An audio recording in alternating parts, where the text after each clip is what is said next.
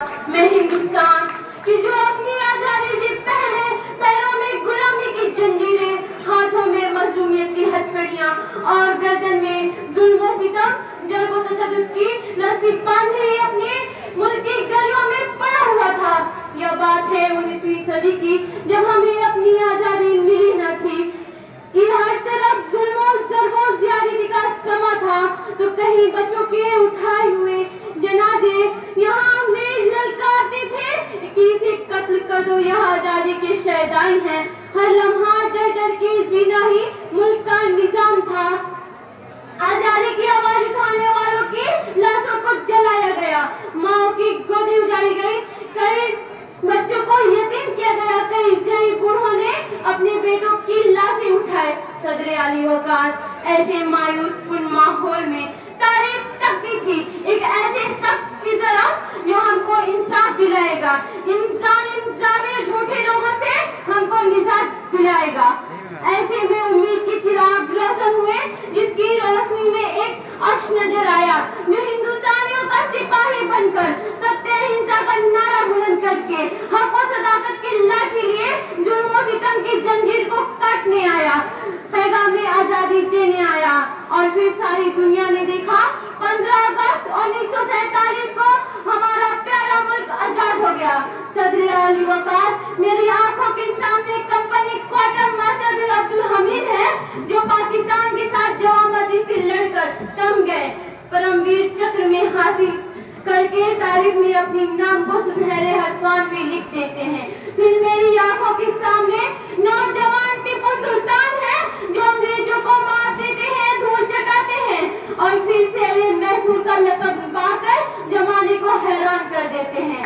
फिर मेरी आंखों के सामने कमसीन बेगम हजरत महल है, जो जंगे आजादी की लड़ाई में जख्मियों को पानी पिलाने के लिए निकली तो शहादत का रुतबा पाकर दुनिया को हैरान कर देती है। फिर मेरी आंखों के सामने ब्रिगेडियर मोहम्मद उस्मान है, जिनकी जुबान काट दी जाती है, उनके नाखून चीर दिए जाते हैं, उन्हें हिंदुस्तान जिंदाबाद मुर्दाबाद कहने पर मजबूर किया जाता है। वो अपनी कटी जुबान के बहते लहू से कह के दीवार पर लिखते हैं, हिंदुस्तान जिंदाबाद, हिंदुस्तान जिंदाबाद। और फिर एक बार जमाने को हैरान कर देते हैं। तारीख गवाह है कि जब जब हमने हिंदू मुस्लिम एकता को मजबूती से थामे रखा तो हम बुलंदियों पर पहुंचे, हमने अपने हौसले को जिंदा रखा तो हिमालय की चोटियों पर पहुंचे, अपने तिरंगे को लहरा दिया, हमने अपने तहजीब को जिंदा रखा तो स्वामी विवेकानंद बनकर सारी दुनिया को इंसानियत का दर्द देकर है। जब बात सामाजिक बराबरी की आई तो बाबा साहब बनकर एक ऐसे आयन की तख्लीक कर बैठे जो सारी दुनिया के लिए आज भी मिसाल है। सदर आली वकार हमने देखा कि कोविड जैसी महामारी में भी सड़कों पर निकलकर जान की परवाह किए बगैर गरीबों में राशन बांटकर एक बार फिर हमने दुनिया को हैरान किया। फिर मेरी आंखों के सामने एपीजे अब्दुल कलाम है, जिन्होंने दुनिया की नंबर 1 मिसाइल बनाकर जमाने को हैरत में डाल दिया। फिर मेरी आंखों के सामने ओलंपिक चैंपियन विनेश फोगाट है, जो नंबर 1 रेसलर को पटकनी देकर दुनिया को हैरत में डाल दिया।